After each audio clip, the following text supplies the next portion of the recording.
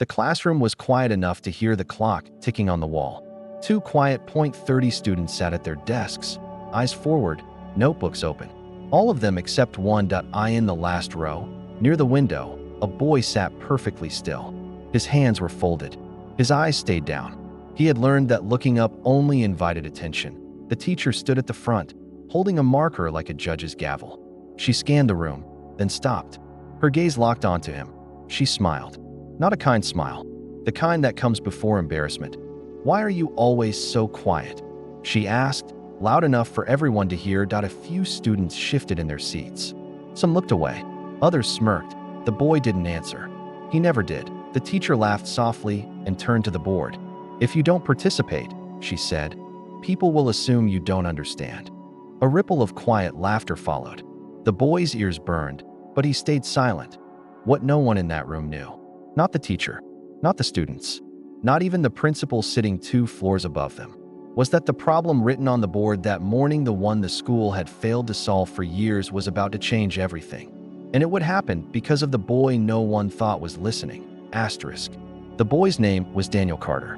Most people at the school barely knew it. He was 14 years old, thin, and smaller than most of the boys in his class.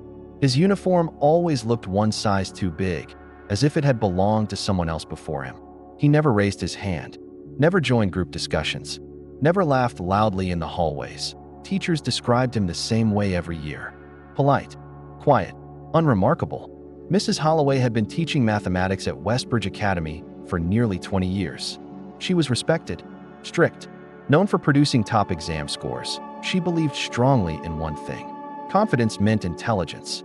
Silence meant weakness. That morning's lesson was different. On the board was a complex equation, one the school had recently introduced as part of an advanced problem-solving challenge. It wasn't from the standard textbook. It was designed to stretch even the best students. The principal had announced it proudly weeks earlier. No student had solved it yet. Mrs. Holloway turned from the board and faced the class. "I expect participation today," she said calmly. "This problem separates those who try from those who hide." Her eyes drifted again, straight to the back row. Daniel felt it before he saw it. That familiar tightening in his chest. The sense of being exposed without saying a word. "Daniel," she said, her tone light but pointed. "Why don't you come up and try?" A few heads turned. Someone whispered his name. Another student snorted quietly. Daniel shook his head slowly. I don't know," he said, barely audible. Mrs. Holloway sighed. The sound carried disappointment, not concern.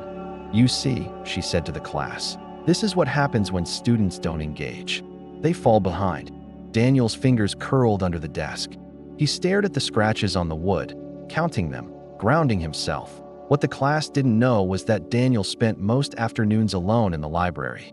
Not because he had no friends, but because it was the only place quiet enough to think. Books were safer than people.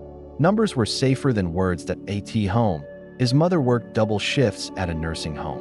His father had left years ago. No one asked about his grades. No one pushed him to speak up. He learned early that staying unnoticed kept things peaceful. Mrs. Holloway turned back to the board. She spoke one last sentence, almost casually. "Some students simply aren't meant for challenges like this." Daniel swallowed hard. The words settled heavy in the room. And still, he said nothing. Not yet. The lesson moved forward, but the tension did not. It lingered in the air, thick and uncomfortable. Mrs. Holloway began calling on students one by one. The confident ones, the loud ones, the ones who enjoyed being seen. Each student approached the board with a marker in hand. Each one stared at the equation, and one by one, they failed. Some made it halfway before stopping. Some erased their work in frustration. Others laughed it off and returned to their seats. Mrs. Holloway's patience slowly thinned. "This isn't complicated," she said, tapping the board. "You're overthinking it." A student near the front muttered, "Then why can't anyone solve it?" The teacher ignored the comment. Daniel watched quietly. Not the students. The equation. His eyes traced the numbers, the symbols, the pattern hiding beneath the surface.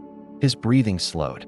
The noise of the classroom faded. He had seen something like this before. Not in class. In a book he found months ago at the library. A forgotten text, tucked behind newer editions. He had worked through problems like this late at night. Carefully.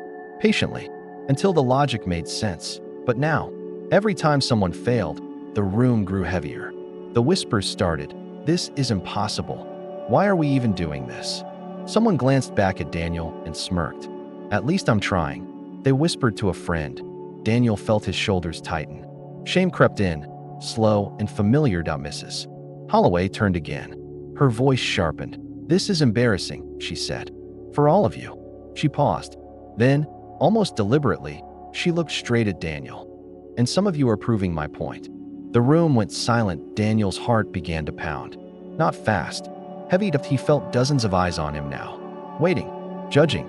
His mouth opened slightly, then closed. The words stayed trapped inside. Mrs. Holloway crossed her arms. Well? She asked. A second passed. Then another. Daniel shook his head again. I can't, he whispered. A few students laughed. This time, louder. Mrs. Holloway turned away, clearly annoyed. Sit quietly then, she said. Let the students who are capable continue. Daniel lowered his head.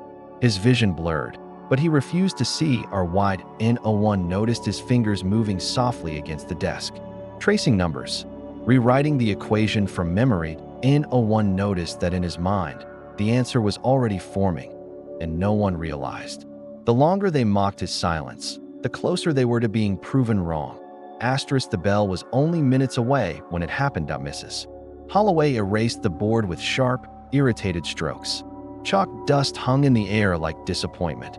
We'll continue this tomorrow, she said. Maybe then some of you will be prepared. She capped the marker and turned back to the class. Her eyes stopped, once again, on Daniel. Almost as an afterthought, she spoke. Daniel, she said, since you've been so attentive today, why don't you tell us what you think the answer is? A few students chuckled. Others leaned forward, curious now, sensing something. Daniel froze. This wasn't an invitation. It was a final humiliation. His pulse roared in his ears. Every instinct told him to stay quiet, to let it pass, but something inside him shifted. Not anger, not pride, exhaustion. Slowly, he raised his hand. The room changed instantly. Mrs. Holloway blinked, surprised. A few students exchanged looks. Yes? She said, clearly not expecting it. Daniel stood up. His legs felt unsteady, but he didn't sit back down. I think the mistake isn't in the numbers, he said softly. It's in how they're grouped. A hush fell over the room. Mrs. Holloway's smile faded. She tilted her head. Explain. Daniel walked to the board. Each step felt heavier than the last. He picked up the marker. His hand trembled at first. Then, it stopped. His voice grew steadier as he spoke. If you separate this part, he said, circling a section, and reverse the operation here. The room stayed silent. Markers scratched against the board. Lines formed. Numbers aligned. Students leaned forward. Someone stopped breathing. Mrs. Holloway took a step closer. Daniel finished the final line and set the marker down. That's the solution, he said quietly. For a moment, no one spoke. Then Mrs. Holloway's face changed. Her eyes widened. Her lips parted slightly. She checked the equation. Once, twice, her hand slowly lowered. She whispered. That's correct. The words landed like thunder. A chair creaked. Someone gasped. Daniel stood still, heart racing. And for the first time, the silence wasn't mocking. It was stunned. The room felt different now. Heavier. Charged. Mrs. Holloway stared at the board as if it had betrayed her. Then she looked at Daniel. The confident tone she always carried was gone, replaced by something unfamiliar, uncertainty. She cleared her throat. Class, she said slowly. Let's take a closer look. She walked to the board and retraced Daniel's steps. Each line, each calculation. The truth was undeniable. A student in the front row whispered, he solved it. Another voice followed. That problem's been unsolved for years. Mrs. Holloway turned back to Daniel. Her shoulders stiffened. How long? She asked carefully. Have you known how to do this? Daniel hesitated. Since last year, he answered. A ripple of disbelief spread across the room. Mrs. Holloway's face flushed. She opened her mouth, then closed it. For the first time, she had no authority left to lean on. The students who had laughed earlier now avoided eye contact. One of them stared at their desk, suddenly fascinated by the grain of the wood. The girl who sat beside Daniel spoke up softly. Why didn't you tell anyone? Daniel's voice remained calm. No one asked, he said. The words hung in the air. Mrs. Holloway exhaled slowly. Her posture softened. "I owe you an apology," she said. Not loudly, not proudly, but clearly. The class froze.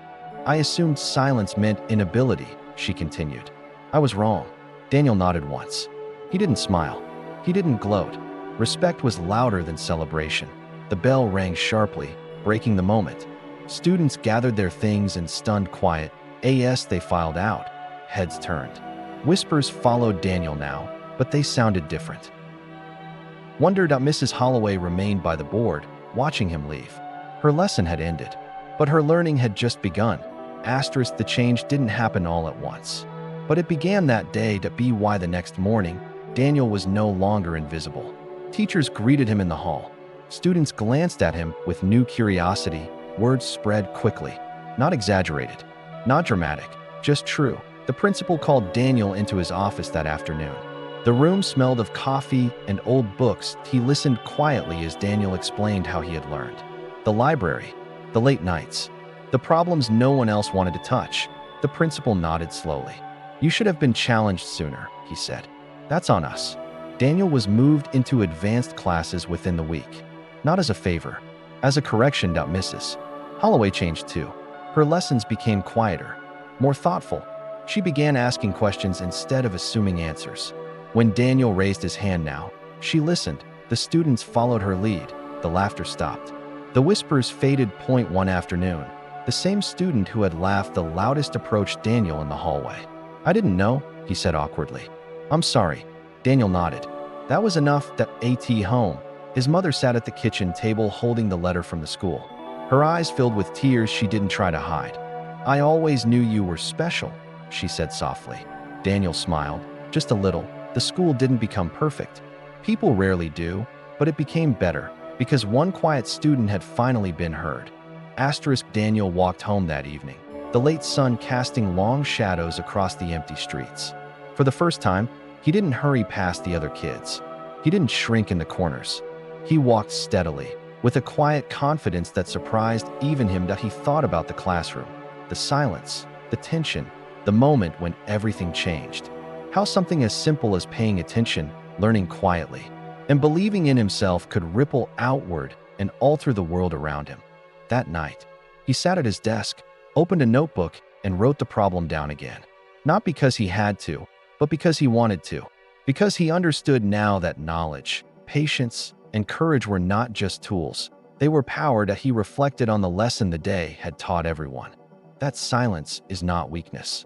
That being overlooked does not define your worth. And that those who mock, underestimate, or dismiss others often reveal more about themselves than about the person they judge. Daniel closed his notebook, leaning back in his chair. He smiled faintly, knowing that this was only the beginning. Every challenge ahead was an opportunity. Every doubt, a chance to shine quietly, persistently, and with integrity. And somewhere deep inside, he understood a truth far larger than any equation. Sometimes, the world needs quiet courage more than it needs loud words. The boy who had once been invisible now held a presence no one could ignore. And he knew, finally, that being seen was not the point. The point was proving to yourself, first, that you are capable of greatness.